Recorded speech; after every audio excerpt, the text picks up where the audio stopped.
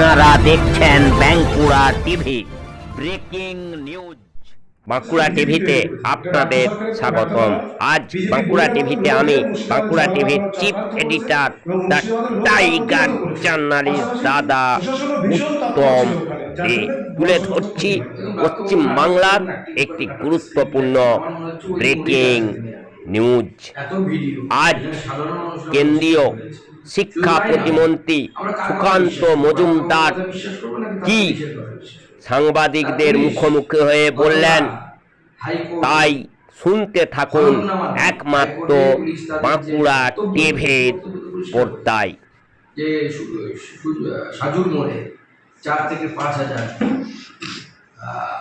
যুবক, স্থানীয় যুবক উল্লেখ করেছে, তারা লোকাল গুনস বা লোকাল ইউথ দে অ্যাকুমুলেটেড। তো পুলিশ দিচ্ছে, আমার কাছে তথ্য প্রমাণ আছে, আমি গতকাল মিডিয়াকে দেখিয়েছি কলকাতা।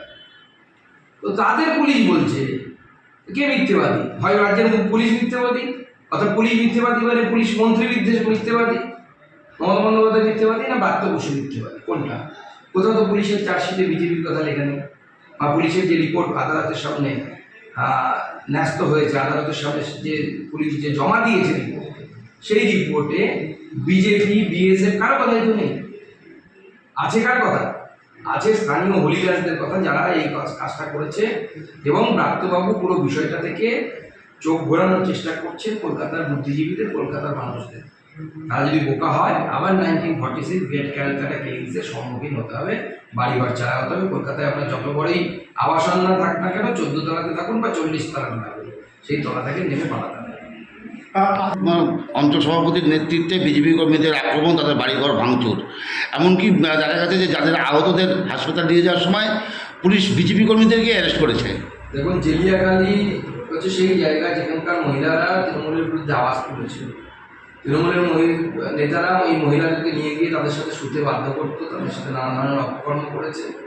আজকে সেই সুযোগ বলতে থেকে তারা বঞ্চিত হয়েছে। সাধারণ মানুষ লড়াই করছে, সব জায়গাতে লড়াই করবে, বিজেপি কর্মীরাও লড়াই করবে, আর এইভাবে বিজেপিকে আটকানো যাবে না। আমরা আমাদের কর্মীদের সাথে আছি, পাশে আছি, প্রয়োজনে আমি জেলিয়াখালী যাবো আবার।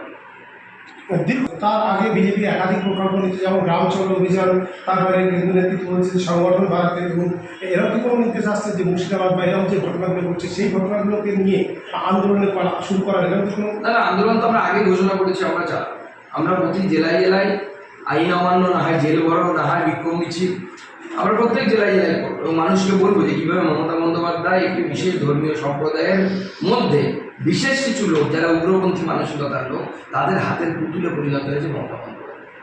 মৌলানা, মৌলভী এবং মুয়াজ্জেম, এদের সরকার সাধারণ মানুষের সরকার।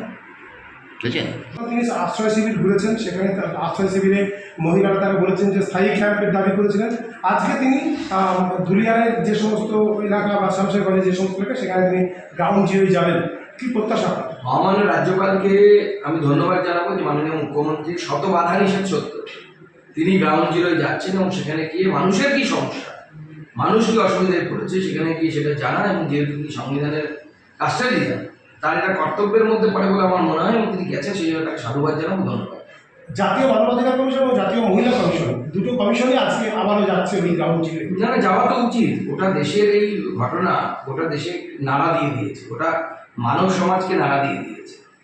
যে পশ্চিমবঙ্গ তৈরি হয়েছিল বাঙালি হিন্দুদের জন্য, সেই পশ্চিমবঙ্গে যদি বাঙালি হিন্দুদেরকে যদি উদ্বাস্তু হতে হয়, বাড়িঘর ছেড়ে পালাতে হয়, ইজ্জত নিয়ে কোনোভাবে পালাতে হয়, ইজ্জত বাঁচানোর জন্য পালাতে হয়, স্ত্রী কন্যার ইজ্জত বাঁচানোর জন্য নদী পার হয় রাত্রিবেলা, তাহলে স্বাভাবিকভাবে গোটা দেশকে চিন্তা করা প্রয়োজন।